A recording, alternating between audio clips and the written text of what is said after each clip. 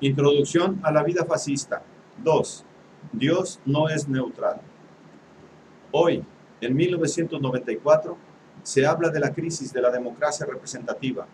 Se ha pasado de la frase «la democracia es el menos malo de los regímenes posibles» a los lemas sucesivos sobre la mafiosa corporación de los políticos, la necesidad de un campo de análisis acerca de las limitaciones del sistema representativo de gobierno, los índices de escepticismo acerca de la capacidad de las instituciones del sistema democrático para satisfacer las necesidades populares, como lo señalan cada vez más periodistas políticos.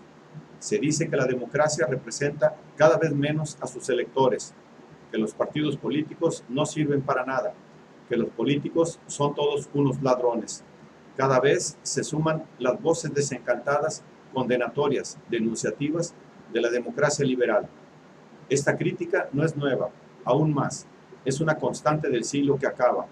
Tuvo momentos de alto nivel, fue en las primeras décadas del siglo, con el advenimiento de muchos países de Europa, de la ola fascista y de las rebeliones comunistas, años en que la prédica antiliberal sedujo a las masas.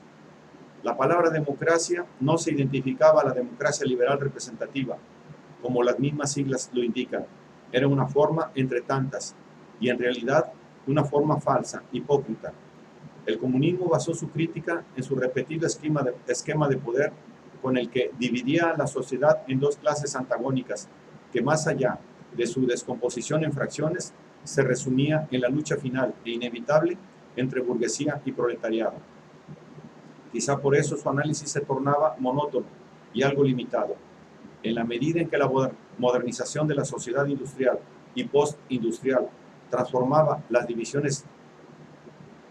clásica con la aparición de nuevos grupos sociales y nuevos intereses en conflicto que no se reconocían con la división binaria de las sociedades históricas.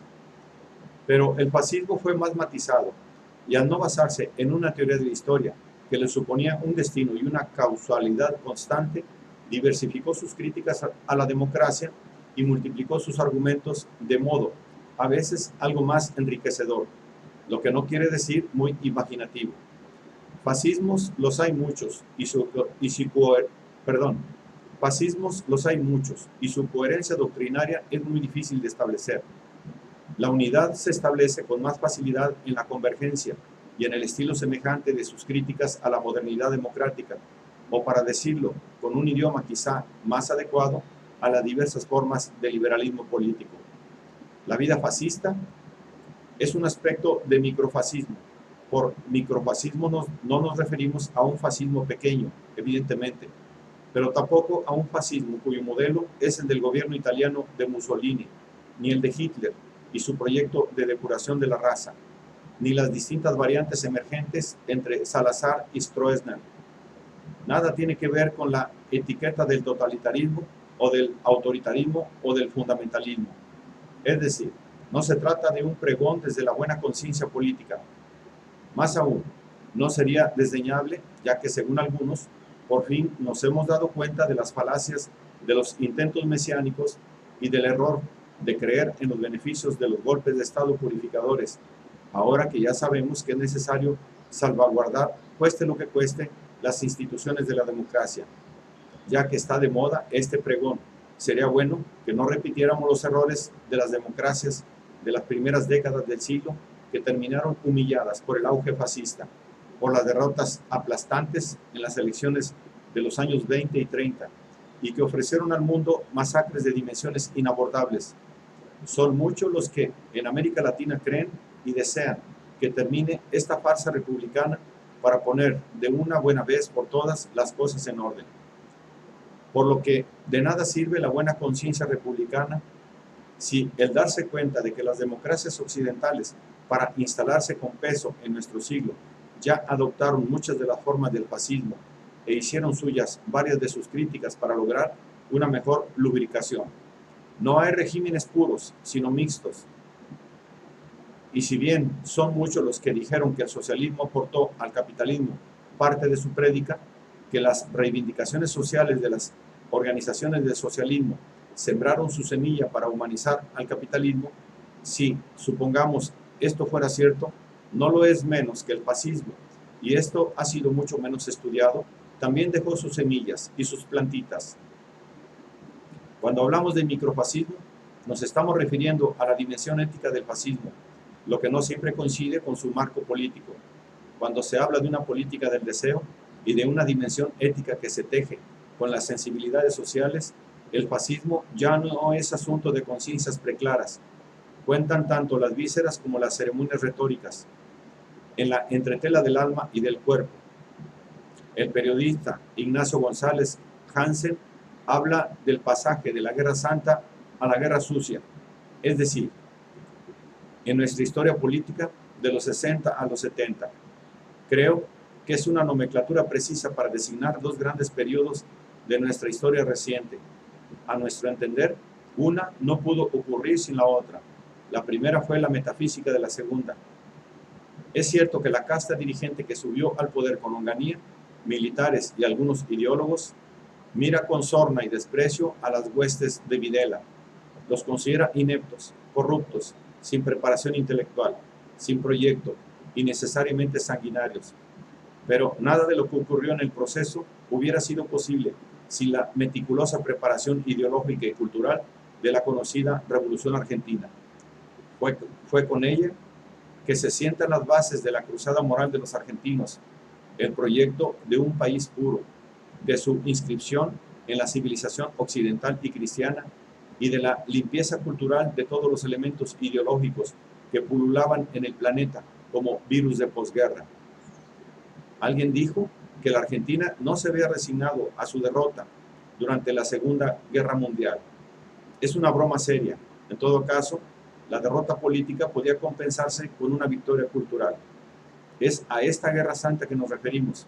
Con ella se destacan los aspectos salientes del microfascismo argentino, el delineamiento de una deshumanización, de la identificación de aquellos elementos sociales que han perdido la categoría de personas y que deben ser eliminadas para construir la ciudad católica.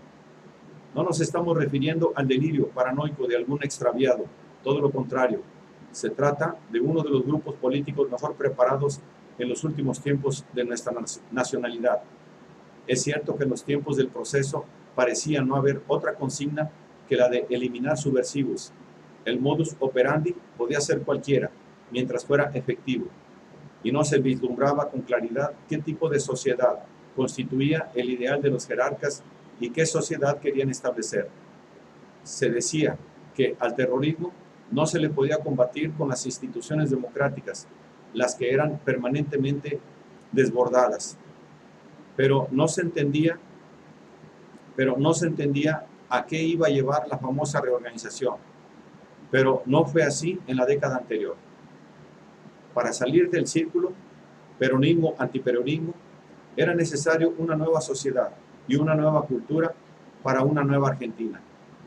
La parroquia del Cristo Rey, el Ateneo de la República, la Organización de la Ciudad Católica, la revista Verbo, los cursillos de la cristiandad, los brigadieres y comodoros discípulos de Bruno Genta, la especial atención que recibían los dirigentes de la organización neonazi Tácuara por los más altos funcionarios políticos del gobierno, la prédica atentamente escuchada de su pastor, el padre Mainville, la asesoría de jóvenes brillantes como Grondona, Saravia, Castex, la preparación doctrinaria de la cúspide militar, son algunos de los andamios institucionales de lo que Gregorio Seltzer llamaba el onganiato, la combinación entre el hisopo y la espada. El gobernador de la provincia de Buenos Aires, general Francisco Imaz, dijo en los comienzos del gobierno de Onganía: la disyuntiva no es desarrollo contra atraso y miseria, sino sociedad con alma o sin alma, sociedad con Dios o sin Dios. No hay términos medios. Y nosotros, los hombres de la Revolución Argentina, ya hemos decidido, con Dios. El padre George, es decir, el señor Grasset, sustento espiritual de los miembros de la OAS, de los militares franceses antigaullistas que combatían a las fuerzas del FLN argelino y no renunciaban a la Argelia francesa ni a métodos de tortura que se hicieron famosos en todo el mundo. Llegó a nuestro país a fines del 50 y se vinculó con sectores de nuestro ejército, como el coronel Juan Francisco Guevara, uno de los secretarios de Onganía, quien en los cursillos de la cristiandad y desde la revista Verbo transmite meditaciones solemnes. Así es como nos decía el padre George: el hombre es criado para alabar, hacer reverencia y servir a Dios, nuestro Señor, y mediante esto salvar su alma, dice San Ignacio. Y si este es el fin del hombre, tal debe ser también el fin del orden humano. Y puesto que este fin es sobrenatural, el gran obstáculo para su realización es el naturalismo, su gran enemigo, la revolución, que es el naturalismo en acción. Grasset como Guevara nos traen los resultados de las elaboraciones de Jean Auxet, espiritualista católico, cuyas obras son muy apreciadas por círculos eclesiásticos y militares, hasta tal punto que el coronel Guevara, apodado el Tú, para diferenciarlo de su primo el Che, tradujera sus libros y el primado de la República, Monseñor Caggiano, le hiciera los prólogos a este pensador, que no dudaba en apuntar: el liberalismo es el verdadero enemigo.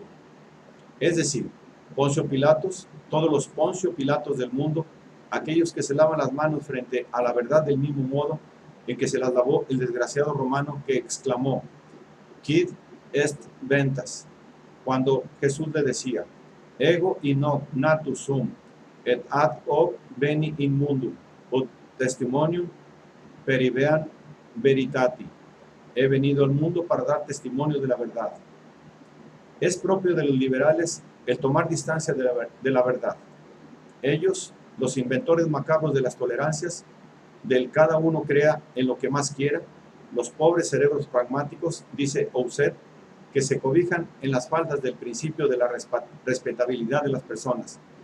Porque si en algo puede resumirse la falacia del mundo moderno, es lo que se ha hecho con la verdad, no con Dios. Con Él nada puede hacerse porque nos es inalcanzable, pero lo que se ha hecho con su principio, el de la verdad. Los modernizadores se han divertido en los últimos siglos en quitarle la mayúscula en nombre del pluralismo y de la libertad, doncella dorada inventada por Satanás. Lo que los liberales pluralistas llaman fundamentalismo, en realidad es un apostolado, el principio de que en el orden de la verdad no hay límites ni vacíos. En el orden de la verdad no puede haber tolerancias. Rivanera Carles sostiene que el pluralismo ideológico se funda en el relativismo que ignora que la naturaleza de la comunidad es unitaria. Las teorías anticomunitarias, agrega, no tienen derecho a la circulación, como los alcaloides. Se exige una labor de eugenesia social. El error no tiene derecho a la existencia, propaganda ni acción. Por eso, el coronel Guevara llama la atención sobre la falacia sobre la que se sostienen los artículos 14 y 20 de nuestra Constitución, el desorden conceptual que enuncian cuando mezclan en un mismo apartado el derecho a trabajar o de navegar, el de transitar libremente, el de publicar sin censura previa, el de usar la propiedad. Todas estas y otras libertades se agregan a la de profesar libremente su culto. Se ha manchado el orden del ser y se ha desacralizado aquello que no puede serlo, la verdad. Es ridículo y sacrílego autorizar la libertad de cultos. Lo es el de legitimar el error y la mentira. Sus consecuencias prácticas son inconcebibles para la ciudad de Dios. El amparo de la ley al canibalismo, el demonismo, a la mixtura de sectas. Por eso, el coronel no se extraña de que el mundo que hoy gustamos llamar occidental y cristiano se resquebraje por los cuatro costados y que los crujidos de la estructura que se deshace ya tenga dimensión cósmica. El predicador Auxet vuelve a preguntar: ¿quid est ventas? ¿Qué es la verdad? Para un demócrata liberal. La fórmula de Pilato surge espontáneamente en los labios desde que se evoca a un demócrata. Para Auxet, el mundo es un engendro de prototipos. De estos hay dos fundamentales: el mencionado Pilatos, el liberalismo de la gente correcta, los higiénicos progresistas que se lavan las manos en la cuenca de sus conscientes sensibles, y los herejes, representantes del liberalismo crapuloso, del libertinaje, de la herejía social, la que aplica el Estado moderno. el cesarismo monopolizador de aquello que se adueña de los espíritus y de las almas, propaganda, espectáculos, información, universidad, cultura. Auset baja del Gólgota con papeluchos en la mano. Son programas de espectáculos, resabios que dejan los espectadores cual zombies endiablados, dice Auset, que se entretienen con la apoteosis de la carne como el cine, la literatura malsana y el arte corruptor. La verdad es, el error es, la verdad no es el error. La verdad no será nunca error pese a Popper, ni el error verdad.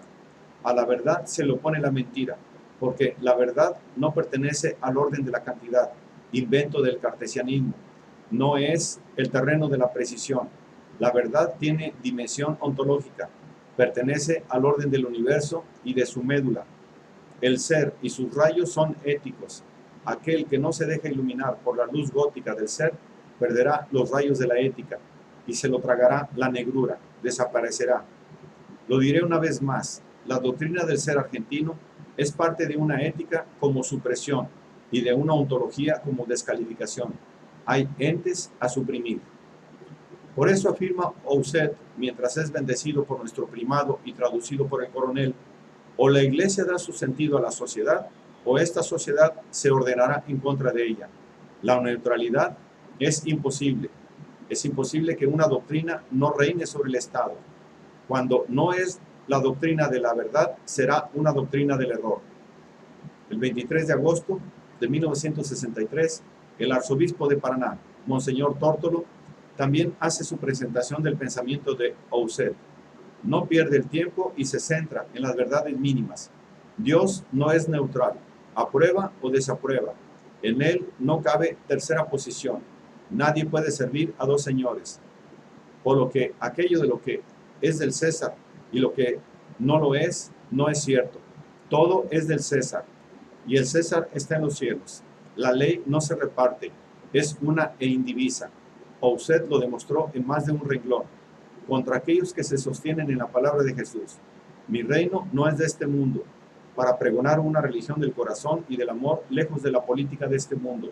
Auset dice, de este mundo, no significa en modo alguno que Jesús se niegue a reconocer el carácter de realeza social de su soberanía. La frase de este mundo, de hoc mundo, expresa aquí el origen y ningún latinista lo ha negado nunca. Mi reino, parece que dice Jesucristo, según se lo comunicó a Auset, es sobre este mundo. No proviene de él, viene de lo alto y abraza lo bajo. Mi reino, dicta Dios al francés en la página 15 de su obra, para que él reine. No conoce fronteras, no depende de un plebiscito ni del sufragio universal. La buena o mala voluntad de los hombres no puede contra él. Debe quedar claro para nosotros, es decir, para los comunes que practicamos poco el francés y a los que no nos habla Dios, que a Dios no se lo vota, ni a Onganía tampoco. Dios está en todo, lo repite Tórtolo, en una ley de alquileres, enumera el Monseñor, una huelga de obreros, en todo están en juego los dos señores, porque en última instancia están en juego la moral y la justicia, el bien y el mal, el orden y el desorden. Las ciudades temporales están pobladas por los hijos de las tinieblas, que las hacen humanamente inhabitables y nos amenazan con ruinas. Mundo moderno y Dios pueden rechazarse no por culpa de Dios. Es por el cristiano que Dios espera el reencuentro con este mundo. La sociedad humana, sopesa el arzobispo, en su fin temporal está regida por la política. El objeto formal de la política es el bien común temporal, el bien de la ciudad temporal. Este bien se fundamenta en el orden moral. El orden moral depende esencialmente de Dios. Política sin Dios es antipolítica, porque es ordenamiento al mal común, a la autodestrucción de la sociedad. El hombre depende metafísicamente de Dios en su ser y en su obrar. La sociedad humana tiene hacia Dios la misma relación y la misma dependencia que el individuo. Por eso no puede ser ni atea, ni agnóstica, ni laica. Debemos inaugurar el reinado social de Jesucristo, el mundo en que el hombre y la sociedad humana viven en Cristo su metafísica dependencia de Dios en un orden verdadero, el orden esencial de la verdad, de la justicia y del amor. El reinado sacrosocial no admite tregua para su instauración, dirá el cardenal primado de la Argentina de los 60, Monseñor Caggiano. Estamos en plena lucha y no acabamos de persuadirnos que se trata de lucha a muerte, organizada y dirigida con inteligencia y sin frenos morales. Llevad con decisión y sin rehuir medios de conquista. El marxista parte del supuesto de que el hombre es solo materia y de que su origen obedece a un principio casual, algún día demostrable por el cálculo de probabilidades. Lógico es pensar en la evolución permanente e indefinida de ese ser natural, centro del universo, Dios de sí mismo, artífice de su destino, a la par que su propia víctima, que puede y debe ser sacrificada cuantas veces convenga a ese horrible Saturno, que en vez de devorar a sus hijos, se devora a sí mismo sin saciarse ni arrepentirse, porque de este autodevorarse obtiene el alimento que lo hace vivir, durar, perfeccionarse, crecer. El marxista de Caggiano nace del pensamiento satánico, que aparece como un Saturno de pesadilla, monstruo que come de sí en una autofagia atea, originada, según Caggiano, en Descartes, luego Lutero, y siguen para el prelado Voltaire, Malthus, Kant, más tarde el golpe de gracia de Darwin, y la obra esencial que es la de Hegel. Y el demócrata para Husserl es un invento de la disidencia religiosa que llegó a América del Norte, la de los cuáqueros y anabaptistas del siglo XVII, que con su espíritu de secta y perseguidos idean los principios mediante los cuales sus congregaciones debían gobernarse a sí mismas. La democracia fue una institución religiosa nacida de las cenizas de Lutero, que una vez renacida da lugar al temido ateísmo social de las sociedades laicas. El varias veces bendecido Husserl enumera, al fin, el último e infaltable personaje que oscurece su reino de este mundo, el judío. Husserl apela a las sensaciones, el carácter judío, la carrera hacia los deleites más inmediatos, la lujuria más innoble, babeante y ruidosa, la glotonería y su eruptivo cortejo, la pasión sórdida por el otro, la usura, la rapacidad, las horribles características físicas de supuración y el encorvamiento que todos esos vicios arrastran, y también la burla sarcástica, Heine, Offenbach, con respecto a todo lo que no sea judío, un espíritu de duda tenido de amargura, tiritando de fiebre, poseído por alucinaciones, una eminente aptitud para desobedecer, determinada por una mezcla singularmente turbia de espíritu crítico y de pasiones. Esto de Maimónides a Charlie Chaplin. Pocas veces se dijo tanto en tan poco tiempo y espacio. Husserl, el magno pensador de nuestros monseñores, nos dibujó al judío que vomita nuestro ser, deforme, llagado, babeante, lascivo, avaro y con galera y bastón.